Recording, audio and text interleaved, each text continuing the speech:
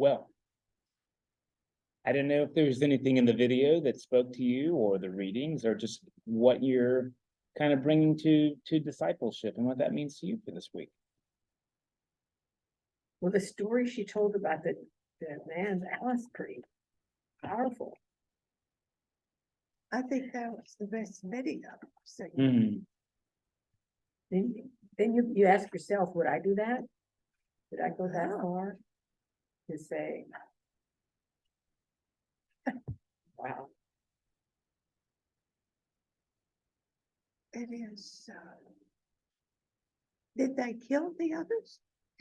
I mean, Seems like they did, according to the story. You think they did? Yeah.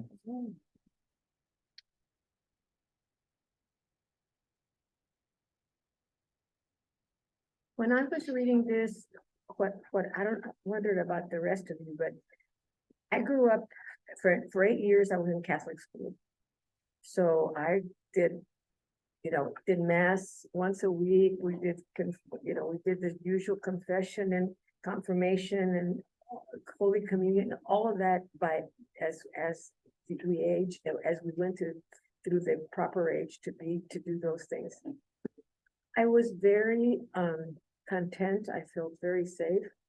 The nuns also taught us, because we were all Spanish speakers, they taught us to read and write in Spanish. So that was really good in that by when we got to high school, we could read, and at home my grandparents would say, we don't speak English in this house. So then I could learn to read and write both languages. That turned to be a big gift. When I went to the high school, which was for the entire town, that was quite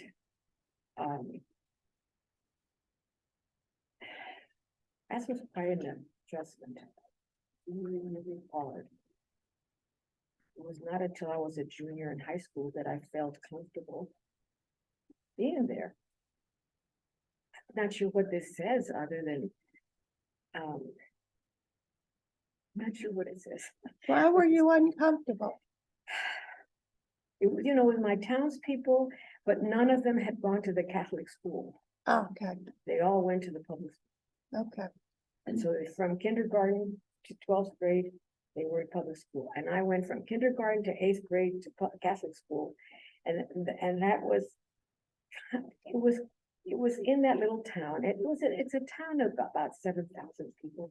That's not even that many, 5,000-6,000 people. So if you went to the Catholic school, you were considered sort of An outsider. well, An outsider. well, Different. actually different. Yeah, but by the rest of the town, you were different. In the church, you were very much an insider. Right. But not everybody was active in the church. They might all go to mass on Sunday, but there were also a couple of Protestant churches in the town. But reading this made me think about that period of time in my life and how I've made adjustments about what living the Christian life means, over life, as you go from that age to 81, whatever old I am. I'm in my 80s. It's A lot of difference. a lot of difference. I don't know if any of you experienced that or how you experience aging. In your town, were the Catholics predominant or a smaller group? No, they were predominant. They So- were. They were, but they weren't. About half the town were practicing in that they would go to mass every Sunday. And all our priests came from Spain. So they all spoke Spanish, Wow. and they spoke Okay. English also. The nuns were Sisters of the Divine Providence, so they came from San Antonio, and they were very well educated. In terms of academic skills, I was very well prepared by them. Very, very good. And they taught us to read and write the Spanish also, so. It's very good preparation. What town was this? Little town called San Diego, Texas, 5,000 people, the school is not there anymore. Very poor, very rundown town, it's, at that time it was thriving. You know, there were stores, there were grocery stores and dry goods stores and, you know, we stayed in the town for everything. Nowadays, everybody goes to either Alice, which is a little further, or Corpus to do. It's hardly bad, yeah. I have a question about that video and what her statement. How would that make you feel to know that your truth cost all those people their lives? Okay, we can't yeah. I was just saying, how would it make you feel to know that your truth, you're adhering to your Christian beliefs, cost all those people their lives? Good question. So how did the man feel because he stayed and then they died? How do I we mean, feel? How do you feel? How would you feel knowing that you did the right thing, but consequences of that to others? Would I have been as brave? Would I have done what he did? Well, yeah, we all hope that, but we really Yeah. don't know until we get put in that situation, but. Yeah. But if you did, you know. But Well, was he to blame because No. the but how would you- soldiers- yeah. But he wasn't to blame, but how would you feel? I suspect it was just a story. I hope. Do you We don't know suspect- that anybody died. I think it was a but way back for the, then, you know, with the communists, it very well could could have, have. oh yeah, oh yeah. It's like the concentration camps, you know. Could have. I was raised on stories like that. And I really struggle with them because it's pretty convenient for Yeah. you to just die. And then who's gonna take care of my wife and my daughter? So like there's this mark of courage and like do that, and where does that leave them? Yeah. So I don't know, like in my own head, that's a tough video, because in some ways it's very emotional, but it's also very manipulative. Or it was in my spiritual development, calling the question as if, you know, like I just don't think, I'm just gonna say, I don't know that most women have the luxury of dying on principle and leaving no one to raise their kids. That's a luxury, actually. Like I've come to appreciate that as a luxury. Men have that luxury because we don't do anything. I mean, we're not essential at home traditionally, right? Men have the luxury of dying in an ideological conflict. Women don't have that luxury because who will raise their kids? And there are a lot of Christian principles that we would be living into if we didn't say those words and saved our lives in order to live the principles, taking care of children, taking care of the world, doing good, living the Christian life. Yes. So which is better, words or deeds? And teaching our children the Christian belief. Yes, yes. So I could make a good statement for, Yeah. it's more Christian to not say those words and to live the way. I kept thinking, do you remember the ship, the terrorist? And the man that they threw overboard in the wheelchair? Was it because when it's something about being a Christian? And I don't remember that. he would, do you not remember that? I remember the Cruise ship. incident. Yeah, I Kelly don't Lauro remember why. from the eighties, Yeah, the Italian ship with Kelly Lauro. I think. yeah. Yes, that was it. Why did they? I've always thought it was something about wouldn't deny Christian I don't remember. here, but So I you maybe kept had thinking that when she was talking about the soldiers and the people. It reminds me of Columbine, and there was one girl that they pointed a gun at and said, you know, are you a Christian? you'll die if you say yes, and she said, yeah. Maybe. I'm not sure of the veracity of that story. Okay, all right. I well, think that's a It's the one that, came out. evangelically framed retelling of a story Oh, that that had to could be. do with a lot of mental illness. that could be. I don't remember that. That part of it. What's interesting, right, is to hear this story and think like, look at these people and their strong faith. And then we send missionaries to Saudi Arabia, and why aren't they converted? So we don't appreciate it when people of other faiths hold to their core principles. I hope you understand what I'm saying. Yes. It's a little disingenuous of this kind of religious formation, if you don't mind me saying. What are they supposed to don't do? risk Betray that. their whole life? And because it's not like your religion is apart from your rest of your identity. Like it's definitely anchored to it, right? So, Right. so it just seems really weird that we're gonna hold that up. It's like, that's this really cool story. Look at that bold faith. And then we're gonna expect people to convert and be mad at them when they don't. Because they're doing the same thing that we're saying we ought to do. I didn't think that example did much for me because I would rather be thinking more about, to me, it's harder to make the decisions to be a disciple in day-to-day activities and how do we react? Do we follow? And what do we do when we fail? And then she spoke to Grace.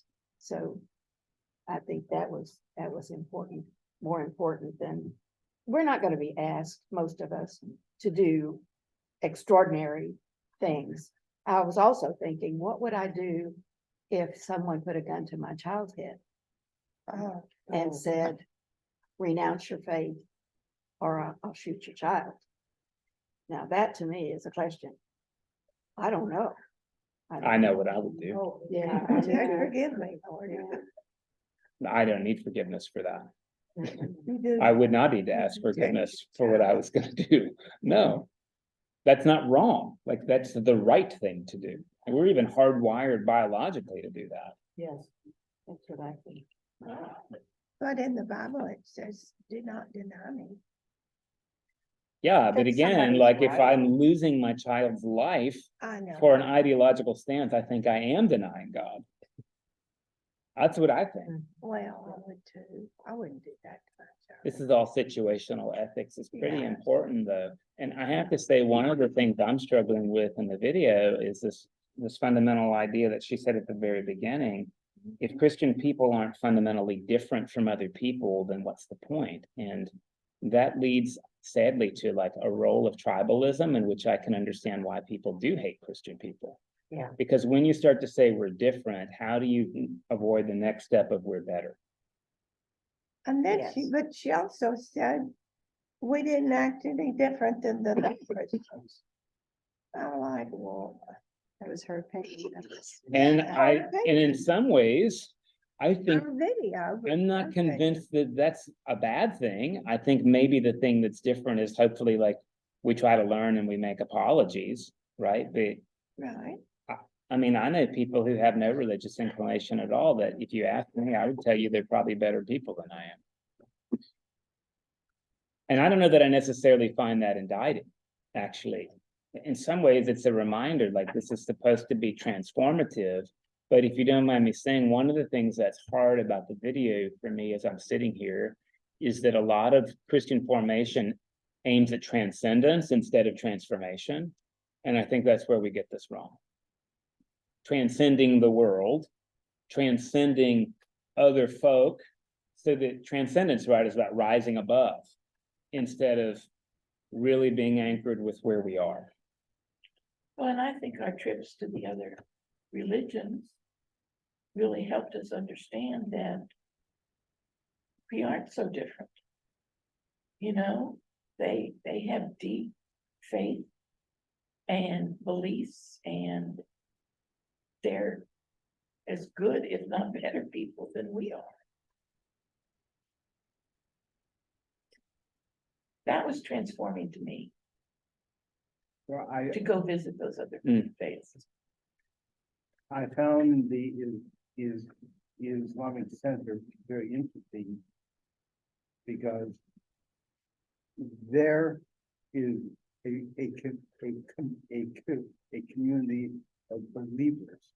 Mhm. You go to Saudi Arabia, totally different. Is, How is it different? oh, they all go and pray, but behind closed doors, they drink alcohol, they import alcohol, they have slaves. It's a much different society. It's different anytime that a religion becomes associated with a majority culture, Yeah, because then it's socially advantageous for you to conform to it, at least publicly. So consider that, like in America, Islam is a minority culture. Yeah. And very much disadvantageous to you socially. Not just economically, but like, I imagine when people walk into HEB with a chador or with a hijab, I mean, I guess you get used to it, but I think people have a hermeneutic of suspicion. I hope you don't mind me saying that. How un-American, are you one of those, think back to 9/11, like you're Muslim, oh, are you in a splinter cell? yeah. Yeah, And I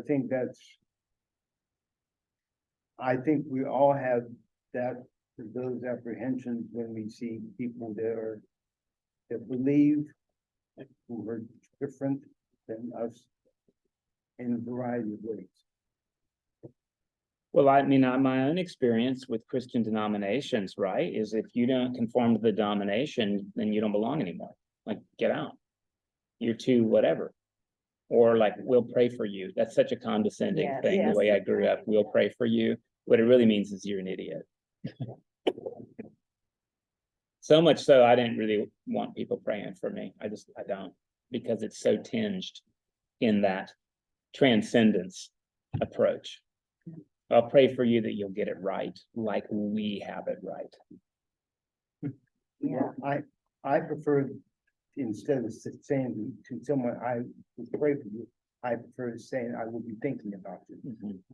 I mean, to me, that's more genuine. Yeah. You know, And the language all touches us really different. There's people who are really like, it's important that you not think of them, but that you pray for them. Because that's like not a tinged thing for them. But for me, it's a tinged thing because the way we did this when I was coming up was that prayer requests were Christian gossip. Do you have any prayer requests? Oh, Susie, she's backsliding.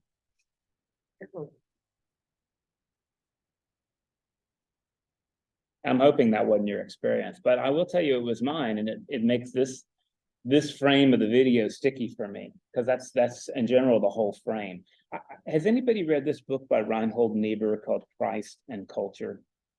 It's kind of a Christian classic in which he talks about like sort of 5 different approaches to gospel, Jesus faith, vis-a-vis culture.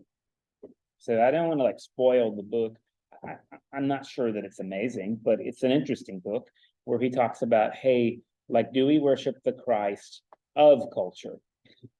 Oh, Do we worship the Christ that is against culture? Do we worship the Christ that's above culture? So like culture is like irrelevant. Or do we worship the Christ who transforms culture? wow. And you know, like I had a missionary teacher in college, interesting, sharp guy, who did kind of call the question. It's like, hey, when we go to Africa, just because that's what we like to do romantically, like, or the Aborigines. So you're going to do a mission to these people. Do they have to become American in order to become Christian? By which I mean, you go to Africa where polygamy is practiced. And you say, hey, to be a Christian, you can only have one wife. So you have to pick which one of the 4. But what are the other 3 going to do? Well, they just can't be your wife anymore, which would mean death, exile, and prostitution. So did they have to change to our culture to be Christian, or, right? Or is there always a cultural element to faith? It's a tough question. This is Yeah, where it it gets, is. I think, really tough. And I will tell you, because I have a family member who initially became a conservative Jew and then an Orthodox Jew. And I know this family member very, very well. I see why this person wanted to be Orthodox, because it allows, this is my own psychoanalysis, right? Probably should never project this, but it allows him to be vis-a-vis a whole bunch of other people. Because when you're Orthodox, you do it my way or you're wrong.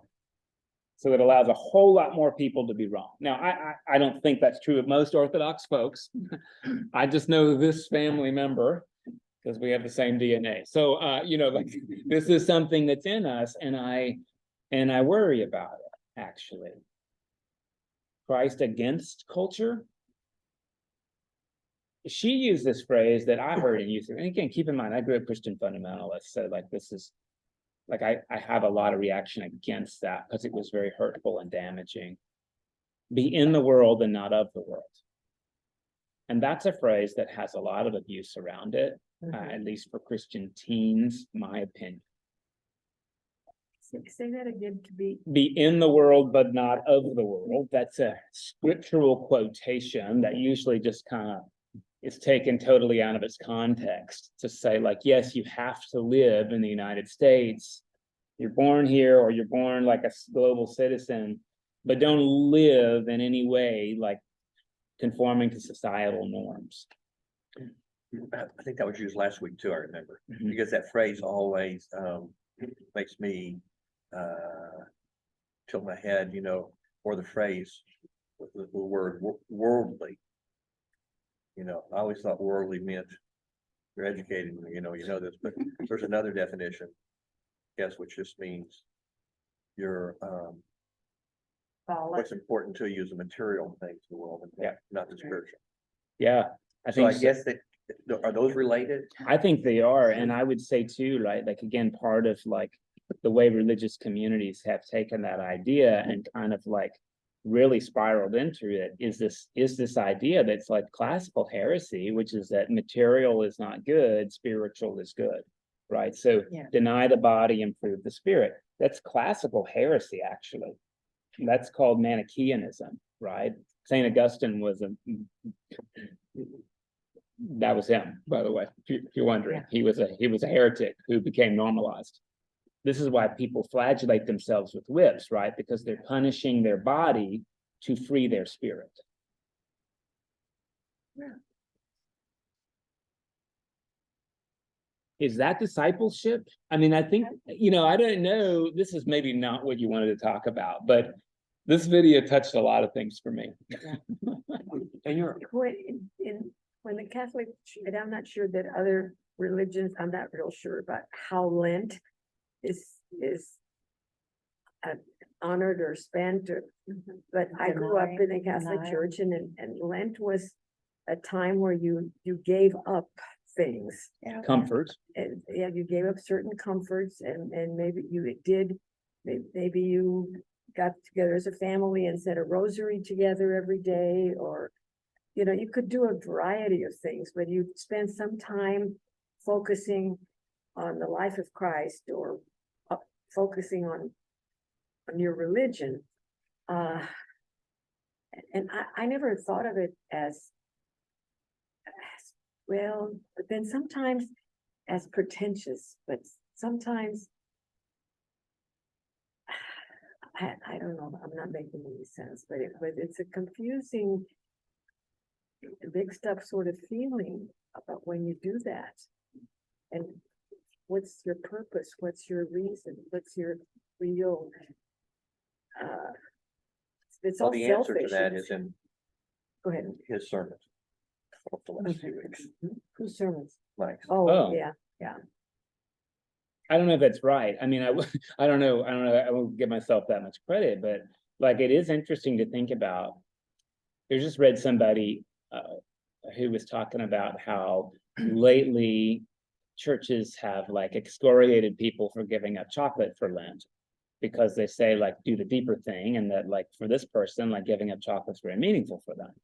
Right, and so like, again, like no harm if that's the deal, but I do think about like how when we went to the Islamic Center, you talk about Ramadan and you're gonna fast for a month, and the imam was really clear. Some people just think about the food, and that's not the reason. Like the reason this is a pillar is because the food is pointing you to something deeper. And if you only do the food, like you missed the invitation to spiral deeper. And like I get it. Like I go backpacking sometimes. There's a lot of discomfort that you embrace to go backpacking physically. I mean, look, I like a nice bed. You're not going to have that in the wilderness. I don't do it to punish myself. It's a trade, because there's like beautiful things you get if you don't give that stuff up, right? Like you're making a trade. That seems like a good approach to me. Like, what are we trading? And if we focus again on the discipline for no hope or no goal, I don't know the discipline for its own sake is actually that helpful. Well, what we do at Lent is a non-biblical practice, but hopefully it enhances our faith. If it doesn't, then it's certainly not required of us, And do we do it so that we can be transformed, or so that we can transcend?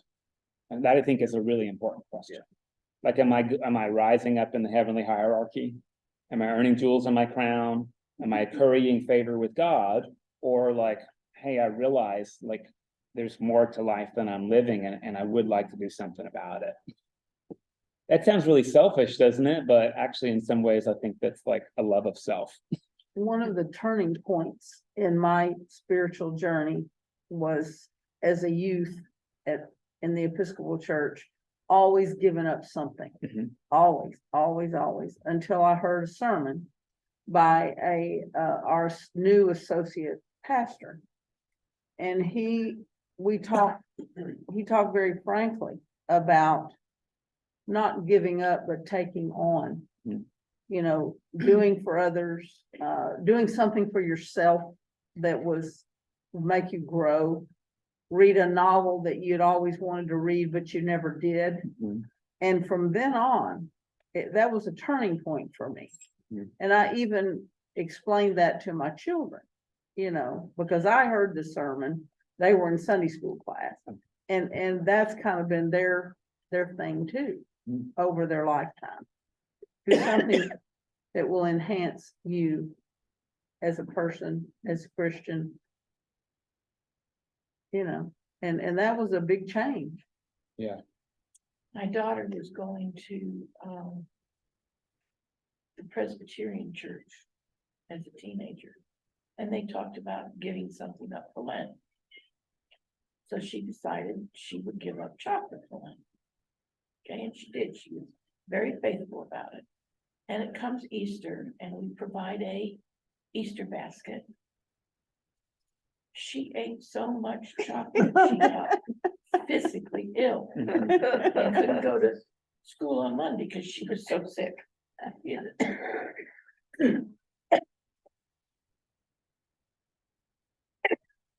So that offers something like in reverse, that like you said, not giving it up just for the sake of giving it up.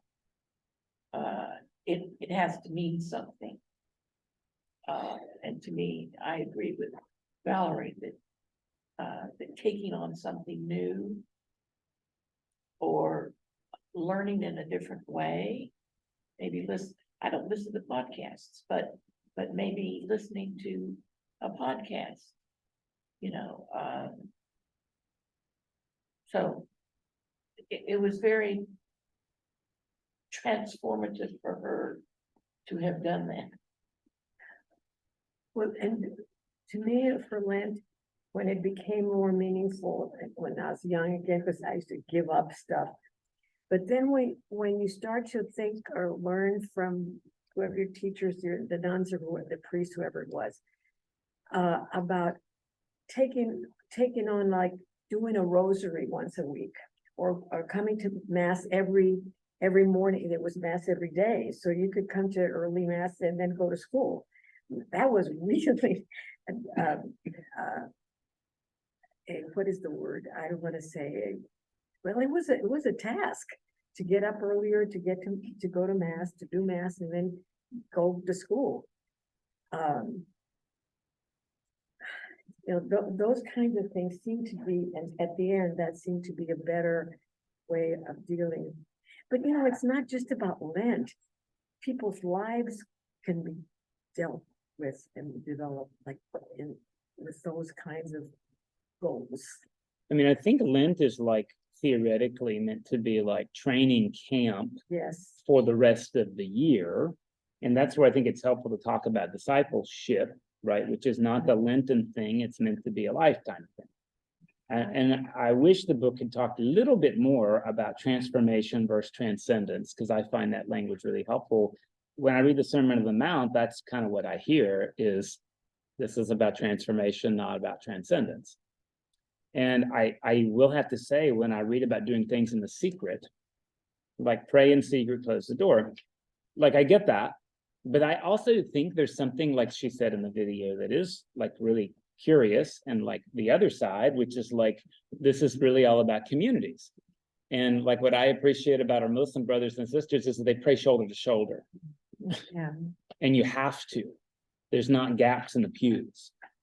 I don't know if I could even handle that amount of intimacy. Yeah. Which seems very like Lenten, to try to take on that kind of intimacy as a community.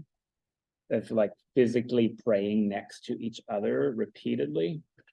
So I find that interesting. And look, I'm doing this interesting thing. I'm talking about things that I find intriguing and affirmative to get people who are wrong. But I think that is actually part of like where discipleship's taking me now, is instead of I've got it, you don't, do it my way, it's what actually is there to be done together. And I'll be really clear, I'm not going to convert to Islam. I'm just not, for lots of reasons, misogyny being one, but another is it's just not my language. It isn't. Yeah. And it's not my core story.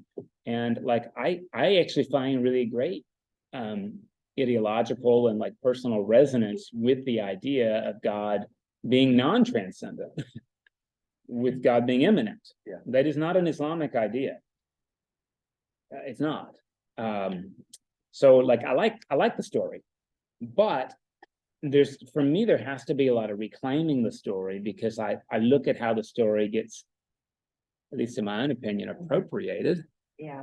And it doesn't lead to like loving my neighbor. It leads to being afraid of somebody because they're from a different denomination, or they dress differently, or something like that.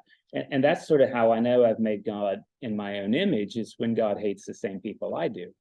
Oh, that's good. That's a quote from Anne Lamott. It's a pretty good quote, isn't it? Yeah. But you talking about the Muslims when they pray, they're shoulder to shoulder. Mhm. One of the things that I appreciated about the Catholic Church, or at least in Vernon, all kinds of fuzzy, is that when we say the Lord's Prayer, we all hold hands. Yeah. And I so that's kind of a unique experience. I think. It's a sticky wicket, isn't it? Uh-huh. Because praying shoulder to shoulder is lovely because I don't have to do it. Yeah. And if I have to do it, it becomes controlling. Mhm. And holding hands with somebody when we pray, when we choose to do it, it's like really sweet. When it's the expected norm, you no longer have like the volition in it. And so and maybe that's how you learn the sweetness of it, is that you don't get to choose, like that's the norm. But I just want to hold up that I think all of this stuff can in some ways flip either way, right? Like I grew up in places where you had to conform. You had to say the right things, or you had to wear like the bracelet thing, or if you didn't listen to like Christian music, it's because you were like still on like a lower level of your faith development, right? And that really takes your choice out. Because now it's about social advantage and fitting in, not about belonging. And when I choose to do it, it's really lovely. Right. So it's an interesting thing. And I'll tell you, as a priest, I get really frustrated with Maundy Thursday. I get really frustrated with it. Because on average, there's 65 people who come to a Maundy Thursday service, right? We do foot washing and 17 of them do it. I mentioned this last week, right? And so, look, I don't think it's bad, get away with it, but the question is like, how do you like not exclude people? And I do think there's something helpful about a little bit of positive peer pressure. Like, you may not be comfortable fully, and this still may be really good for you. And it's okay if you don't, and it might be good for you if you do, right? Like, that's what positive peer pressure is. But how do we make that stuff accessible without cutting people out? And you just heard me say, like, sometimes I get disappointed people don't do this. Yeah. So that's like a thing I've got to work on in Right. myself, right? They're not wrong. That's something I got to work on. And what I have to work on. Washing the feet is not a big thing for me, but I do it because you like it. Well, no, it's not because I like it. That No, that's isn't. why I do it. Oh, well, then I would encourage you not to do it. And I want to see about washing hands and see if that feels different. And I don't know that it even has to be washing. I mean, to be honest, like the modern day equivalent of a foot washing is like changing somebody in the hospital, to be really clear. And I have to say that is an act of service I am in general going to reserve for very few people in my life. If you needed it, I guess I would do that for you, but I would not like to do that for you in a religious service that is public. That feels really strange. So it's weird in some ways that we liturgized kind of a private act of intimacy that we could not do the equivalent of that. Well, I mean, maybe we could. That'd be interesting to take people from Clear Lake Hospital and wheel them in to church and pray a couple of things and then wipe their butt because they can't do it. That is foot washing. That's what it is. Well, I said I'm a big fan of it, but I miss when y'all studied the sacraments. But there's only 2 sacraments that are dictated by Jesus. The other 5 came along later, but I'm surprised then foot washing wasn't one because it was It's like the only one he did. dictated, Yeah. She said you should do this, Love one a new commandment I give you, right? So I'm surprised it's not a sacrament, but, And but I guess maybe, it's just, and maybe like what we're trying to figure out, and this I think is an interesting part about discipleship, and this is where sometimes I think we get so focused on the specific example that we miss the invitation, right? I mean, I think the invitation is meeting somebody else's fundamental needs as you see them is never beneath you. It actually elevates both of you to do it. And so maybe foot washing is irrelevant. I mean, in this congregation, you don't need someone to do that for you. You don't need that. But you might need somebody, you might from time to time need somebody to mow your grass because you can't do that. You've got a bum knee, you had a surgery, and you don't have a lawn care team, and that's not in your budget. I would tell you mowing somebody's grass has got to be the equivalent of washing their feet. well, you can imagine 2,000 years ago, walking in sandals from one city to the other, and then you come into someone's home and they wash your feet. That would be a beautiful thing to do. But I mean, I think cooking a meal for somebody like out of love is actually like the same thing. Yeah. I don't think it's any different. We just don't have the meal cooking service on Maundy Thursday. But maybe we could, I don't know, right? Like, and this is, I think, part of the invitation of discipleship is, do we say it has to be this way, or do we say it was this way? So here's our invitation to like carry that forward.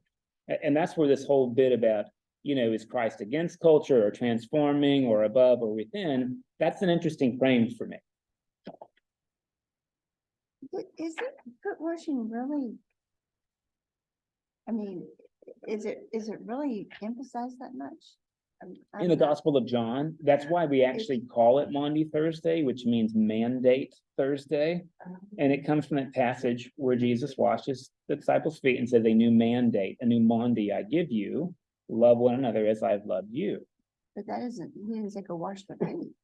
No, I mean, cause I will be honest, I don't like it at all. I've spent Well- my life wiping people's butts in the hospital Yeah. because I'm a nurse. You know, and that didn't bother me a bit, but coming to church and washing feet does for whatever reason. and I'd say you probably got you probably got the kernel without having to do the specific ritual, right? I think so. I think so. I think so. Do you You know, remember I what mean, the I verse is? gladly John? wash people. in John the hospital. 15. But you know, it was always meaningful to me. Yeah, I mean, it's an to- individual thing. to get down on the floor and wash another's feet. Something that I would not normally do.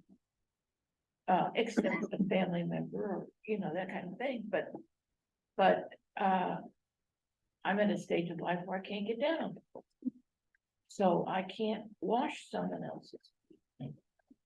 And I don't want my feet to be washed if I can't turn around to do it for someone else. So I personally would be very interested in washing someone else's hands. Because it just has always meant something to me. Well, what if it's just a call to service? Well, that I think actually what we talked about when you were gone for the sacraments is like we say there's 7, but that's disingenuous. There's the sacrament of education. That is sacramental. Yeah. And there is the sacrament of service. Mhm. And service is not of one ilk. I maybe have mentioned this, but when I was in the Diocese of San Diego, the diocesan offices were in the cathedral, and the cathedral needed them. They needed the space. So the diocese ran a capital campaign to build a diocesan center, and the bishop at the time chose to build it in the epicenter of San Diego's homeless population, which is in, I always get this wrong, I think it's in Mission Beach. Maybe it's in Pacific Beach. It's one of those beaches, right, where there's $5 million homes and then 30 homeless people living in bushes. So there was a church that tried to break away from the Anglican to the Anglican, whatever. They lost the building, and that was where they built the diocesan center. And the thing they did every Monday, Thursday that initially I thought was just super nuts is they had spa day for the homeless. So the way that worked is there was a hot breakfast and there was a takeaway lunch. There were free veterinary services for your pets. There was a massage table in addition to a medical hearing vision clinic.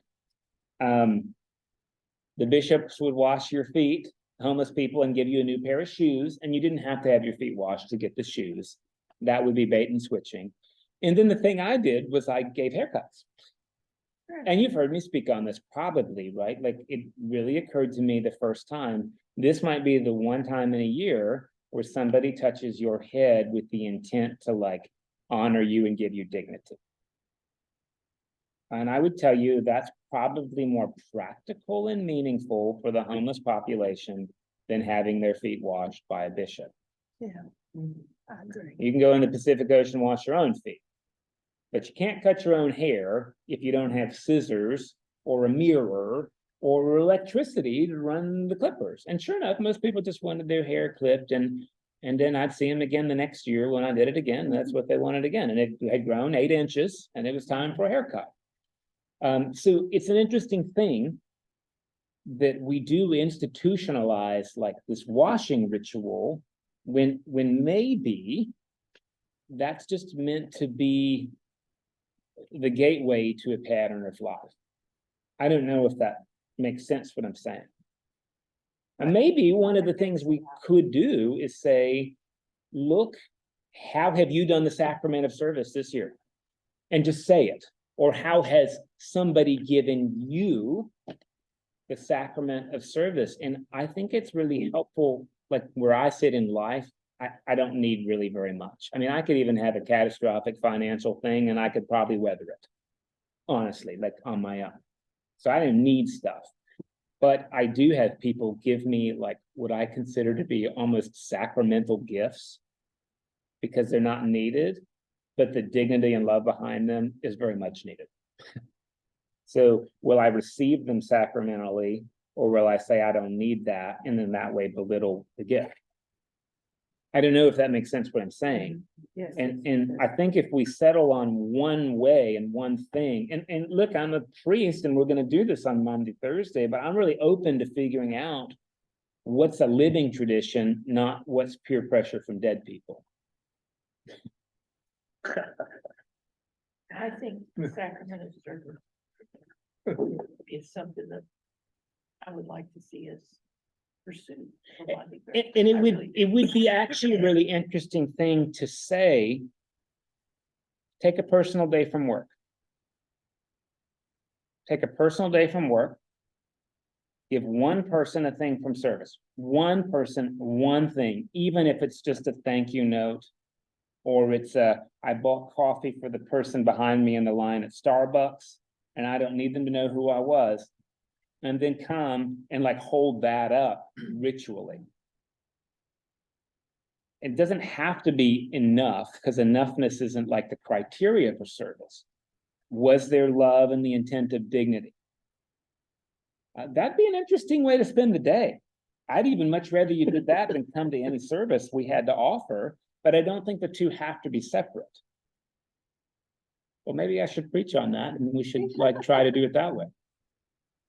You know, when I was in graduate school, I had a professor who told us, you will gain so much if you write one letter a month to someone telling them what a great experience you had with either someone that works for them or their family member or whatever. And I've done that now for almost 15 years.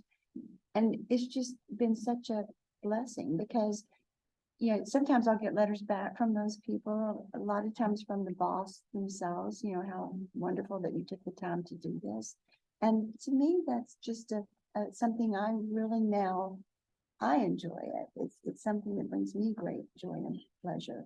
But, you know, you just do that for people, just a thank you note once a month to the check, you know, I write it to the people at HEB or the people at the bank, or just thanking someone or saying this person went beyond their, never complain, just always a good note.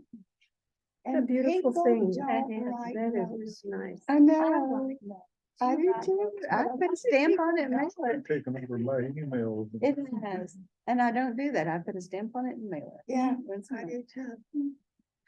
When I went to the Presbyterian church, they were a little shorthanded and they started, a group of us, we were visiting people in the hospital from the church.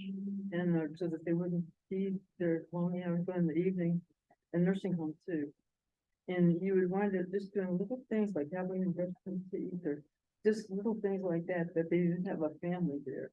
And I think, well, part of it transformed me into a social worker, not totally, of course, but the realization that you could do this little service and it meant so much for people. And I would also say, I think we institutionalize foot washing because like our brains like to do that. So if you don't mind me saying this, the last year of my dad's life, he kind of lost the ability to feed himself. And so he was in an assisted living facility, and initially things were ground and then they were blended because he would choke on them, right? And they'd have to like drain his throat, and it was really awful, right? Like really freaked my mom out.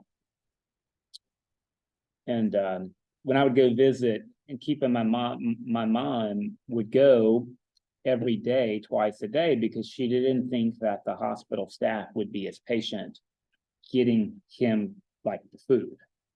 Like they might try and they might give up, whereas she wouldn't, right? So when I visited, I would say you have the week off, like I'm doing this every time. And that was really important to me to be possessive. And so I would go and with a lot of mixed feelings, you probably have done this, and this is still like, I'm still processing this because I'm young, but like feeding one of your parents is a very interesting thing. And my dad didn't know who I was. I mean, maybe he did inertly, but there was no communication of that. And when he would say things, he still had the power of speech, but they made no sense at all. And he would see things that weren't in the room, right? And maybe he would like point. And I found that really frustrating because like I wanted to make meaning at the end of his life, and he wasn't able to do it. So what I focused on was the feeding, because that was what I could do. I couldn't communicate, and I couldn't tell him my experience. I couldn't, I just couldn't do that. So I focused on the feeding, and I'll tell you, it was like I found myself getting really impatient sometimes. Like, eat the damn food. Like, that's what I'm here to do. And like, you just spit that out. Like, now I have to wipe you and then start over. Like, it's maybe I'm really young, but I found myself focusing on the food because that was the one thing I could like do. Yeah. And I don't want to say I did anything wrong, but I know that I do have a tendency to focus on the thing I can control when I can't get this other stuff that I'd like to get. And I wonder if that isn't sometimes what we do liturgically. What we do. Liturgically, we focus on foot washing because we can do that in a service, but I can't go mow your grass, and I can't give you a homeless person haircut, and I can't give you physical therapy for the next 7 weeks. Like, that's beyond the pale to do in 30 minutes. And I don't mean that it's wrong. I know this tension in me, and like, did I miss out? Like, do I have regret? I don't know. I just observed that I did fixate often on the thing I could do. But is it really a service if you do it and the person doesn't need it? It's a service to you. And I think probably like what part of discipleship, as I think of as a process, that's a really interesting comment for discipleship in general. Maybe it initially is a service to you, and as I grow in discipleship, it starts to become a service to everybody else. Right? Because if I give you service to assuage some side of need to serve in myself, I only served myself. If I assuage the need of service in myself, which I don't think it's wrong, it's selfish, but it's not wrong, and I can legitimately meet your needs, that's when we've got to the win-win. And I think probably we spend our lives, hopefully of service, thinking about how do I like make this bigger than just I did my good deed for the day. Right. Like, how does it actually become empowering and transformative? Well, for whatever it's worth, the fact that you told us, for me, the fact you told this story here, that was very touching to me. My parents, I was not with my parents when they passed away. I was here in Houston, and they were in their hometowns, and they were in nursing homes, and I'd seen them and all that, but they went, pretty quietly, but other siblings were there, but I wasn't there. So I missed those last 2 or 3 days, but the fact that you shared that was very sweet. I'm going to unsweeten that, Okay. because I'm not sure I did the service to my dad. I think I tried to do it to my mom. That's a good thing. Well, but that's what's wrong with There's that? not rights or wrongs. There's just No. what we own. And I'm not going to be like a mysterious, like a mystical guy. Like, the reason I went is because I didn't want my mom to go. She needed a break. Yeah. I had to fight her about that.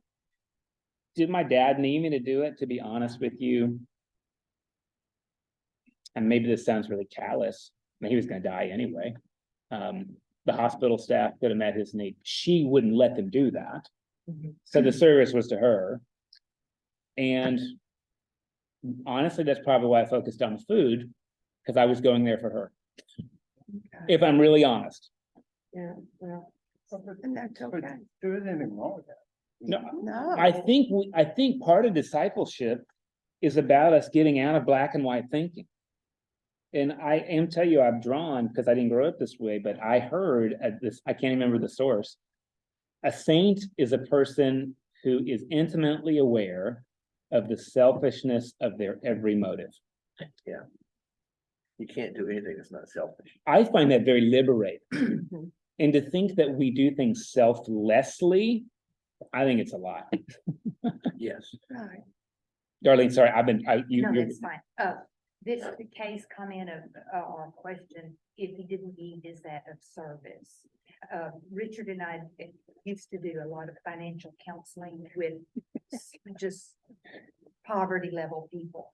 And we would do it one-on-one, we'd do it in groups, teaching, but coaching, that kind of thing. We did, at Lighthouse Christian Ministry, we did classes there. And we would look back and think, was that of service? Did we change anything? Are they still poverty level? Yes.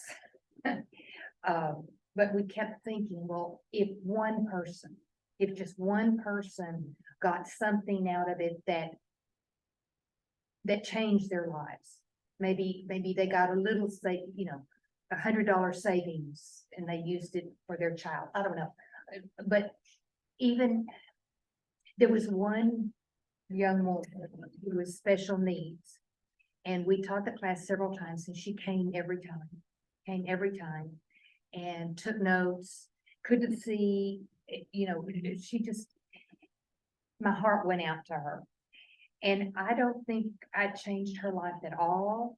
I mean, Richard would do the finance stuff and I would do the people stuff. But she would, when we quit going, she had my number and she would call me occasionally. Just call me and make contact. Just call me and make contact. And there's a selfish part of me that thinks I did something. I helped in some way because I made a connection with her. Oh, you did, yeah. And so it doesn't have to be what I started out to do, a feeding. It could be a side thing that turned out to be the big thing. The side was helping your mom, not so much feeding your dad. So it's like, I don't know where did we set out to do good, to her help, to serve. And God does something else with it. And that's okay. Let me build on that if I could. Dawn and I used to go down the road occasionally, there'd be a homeless guy panhandling on it. And she said, stop and I'll give him something. And I would say, how do you know he's not gonna buy drugs with that? And her response always was, that's not between me and him. That's between him and God. And so we don't dictate, we can't dictate how they use the service or whether they appreciate it, but we just try, So, can I answer your question, Kay, you asked a minute ago about what did Jesus say about foot washing? Damn. In John 13, when he had finished washing their feet, he put on his clothes and returned to his place, because he took his tunic off and only used his towel. And he said, do you understand what I have done for you? He asked them. You call me teacher and Lord, and rightly so, but that is what I am. Now that I, your Lord and teacher, have washed your feet, you also should wash one another's feet. I have set you an example that you should do as I have done for you. Very truly, I tell you, no servant is greater than his master, nor is a messenger greater than the one who sent him. Now that you know these things, you'll be blessed if you do. And maybe you just substitute foot washing for service, Yeah. because that's what we all are called to do as, It's service. as Christians, And for me, it's not, yes, they need food. Yes, they need clothing, they need haircuts, but it's more important to me, of course it would be to me, but the relationship that is formed between the giver and the receiver. We also used to do a lot of work with the homeless in the Clear Lake area. And that was mainly food distribution. But in the distribution, there was a lot of interaction. We knew the people by name, they knew us. We shared stories. We developed relationships. And there came a time that I quit that. And Richard stayed on a little bit longer. He's always a little bit slower to make the move of a move. but he stayed a little bit longer. And he would come home and say, Earl said to tell you hi. Or Frank said, we miss Darlene. And it wasn't Darlene so much that they missed. It was the relationship. It was the give and take.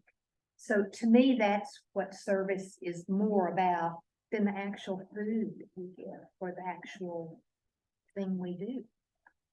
Cause I think I don't wanna like make everything relative, but like from the point of view I'm at, most of the people in this parish are pretty self-sufficient. And there's like a presumption when I meet other people, like, oh, you must do a lot of like taking care of your people. Not in the traditional ways. No, but we, People here go to therapy. Yeah. They're not afraid of it.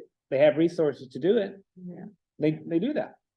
But I will tell you, like, you know, and again, I'm not trying to relativize everything, but like, I spend time with people who like in the middle of their financial security and like serving other people, they're not at peace with themselves. And yeah, I mean, maybe that's not as important as somebody who's starving, but it is who we are here. It's who we are. And you know, peace is peace. And we all need it, right? It's a fundamental human need. I think of the service that the DOK provides in receptions for funerals, and it isn't the food we put on the table. To me, it's the opportunity to share stories about the person that you're there to honor. And it took me a long while to realize that that's what happens after after a service or even before a service, that you come together to honor that person by sharing a story of how they have impacted your life, or they've made you laugh, or, you know, the silly thing that they did. And the food is a conduit to bring these people together to share those stories. And that's the definition of sacramentality, is a physical embodiment of grace. Right, so that's the sacrament of service. And I think by analogy, we've talked a lot about service, but like, I think to consider that this is like the aim of discipleship under the broader umbrella. Right, so do we study scripture so that we can know more about it, or is the purpose that it's going to guide us not to an inflated sense of like what's important, but to a deeper connection with one another? And I gotta tell you, like, I like being right. I really like being right, and I struggle with it because a lot of times I am. And that doesn't necessarily connect me with other people. But like, that's part of my struggle. And I work really hard to overcome a hermeneutical suspicion with my fellow clergy. In general, I'm a clergy person, and they say a thing like, I learned in Hebrew Bible 101 not to say, and they said that, and then like, what the hell is wrong with you? Like, we both went to an accredited school, so I'm suspicious, like you learned not to say that, and then you did that. And that's not connecting. Like, that's very judgmental and disconnecting. That's probably the one I work harder on to delight people, because I think you ought to know better than what you're doing. Right? Clerical abuses, mine are different from the normal one. I'd like to think, you know, and like, how do we handle that? I think is part of the discipleship journey. Not how do I become better than you? How do I become transformed so that I can say affirmatively, I see what you're doing, it's different from what I'm doing, and I see the fruits of it. I got this little thing the other day, said, what's the best compliment you've ever had? And it came from my mom, who said, this life is not the one I would have picked for you. And I see that it's meaningful to the people in your community. That was probably the best compliment I've ever received in my life. Absolutely. It's not what I would have picked for you. It's not what I would pick for you today. And I mean, maybe that's the gift of service, but I think that's discipleship. It's not what I would pick for you.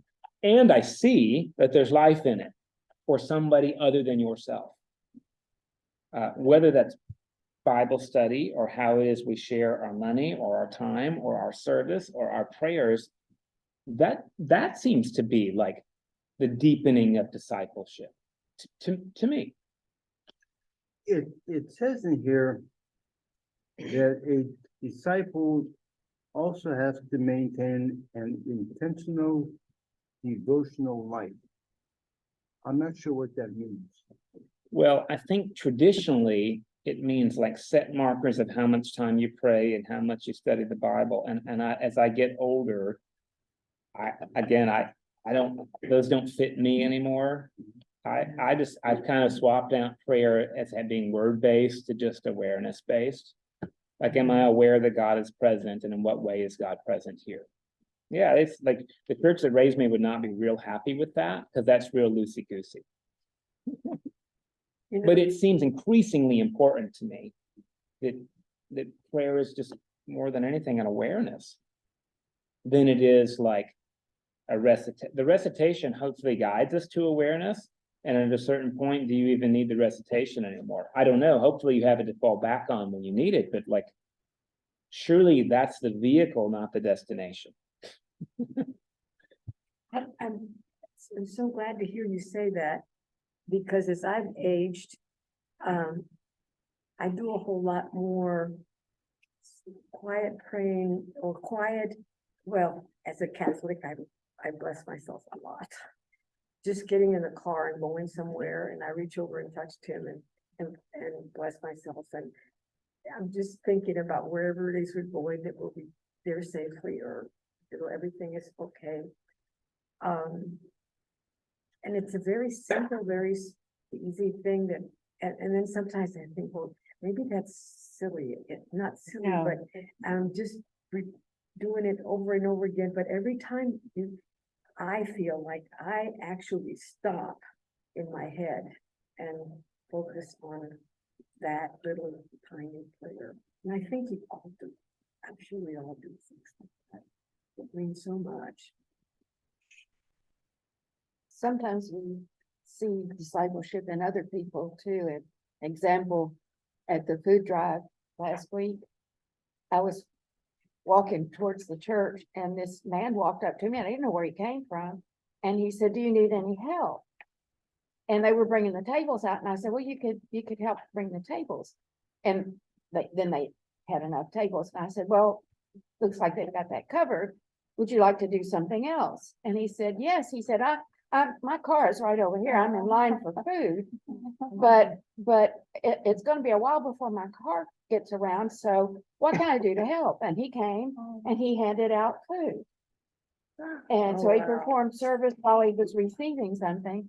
And the connection for me was, when everything was over, I went and found him and thanked him for helping us and how nice that was, and that I hope to see him again next month. And so for me, that was an example of discipleship from him to us. And it made me feel very humble that, sometimes we just stand there and hand out food and we don't think about what we're doing. Maybe not cognitively, but things like that really bring it to mind. And sometimes maybe discipleship is just, you show up for no other reason than it was on your calendar. And it's not meaningful for you in any other way, but you chose to show up. And that's a ministry to other people. And it's a ministry to me that I show up when I don't feel like it. Like that's the way I show value. I don't want to do this, and I'm going to show up. This is going back to an earlier conversation, but I have to say it just because. When passing the peace came to light in the Episcopal Church, since I'm an, ancient Episcopalian, I've seen the church go through a lot of things. And we had this one couple that were determined that they were not going to shake hands or hug with anyone during this moment. So they would stay kneeling Cause we had said a prayer just before that. And then everybody got up and shared the peace of the Lord with their neighbor. They never got up. Took me a while to get it, you know, why are they, I mean, I wanna, you know, hug them or shake their hand, and finally somebody said, they don't want it. They don't want it. Oh, okay. And anyway, that just brought back a memory when you're talking about praying shoulder to shoulder, holding hands. Yeah. It brought that memory so vividly back to me. And that they resisted that until their last breath. Right. They would not share the peace with anyone in the church. And it's a really interesting thing to think, like, we often think it's because you're not friendly or because you're this or that. And they could have been physically abused for Right, 20 years. That's right. And so that intimacy would have brought them to a place of death. Mhm. But we don't normally take time to pause and think like maybe there's something else going on. We say, you're not conforming. I wonder why you're being so selfish. When did they start doing that in your church? The 98? 1976. Oh, okay, 76. And why do you say 76? That's when the new prayer book Yeah. came out. Okay. And that was like some of that liturgical change was embodied in the new prayer book. Okay, that helps me understand. So was the new prayer book an outgrowth of the Second Vatican? No, So, I mean, no, it really was Because an a lot of outgrowth changes- of, A lot of things changed in the Protestant churches in the 70s. yeah, I would tell you probably the prayer book was an outgrowth of what's called the Oxford movement that started at the 1900s and started to really gain some speed. And I probably the Vatican II had some influence. And I don't take this the wrong way, but like Vatican II is when the Catholic Church ended the 1800s. So Yes. like just consider how influential and not influential it was. Right. A lot of the other things had to do with, and if you know anything about, say, the march from Selma to Montgomery, Mhm. it was clergy got in front of the lay people for social justice. That clergy got in Yeah. front of bishops for social justice. And that's when there was a huge change, because actually the Episcopal Church was often on the wrong side of civil rights. Yeah. But the clergy jumped out, and that was also pretty influential in sort of changing some of that.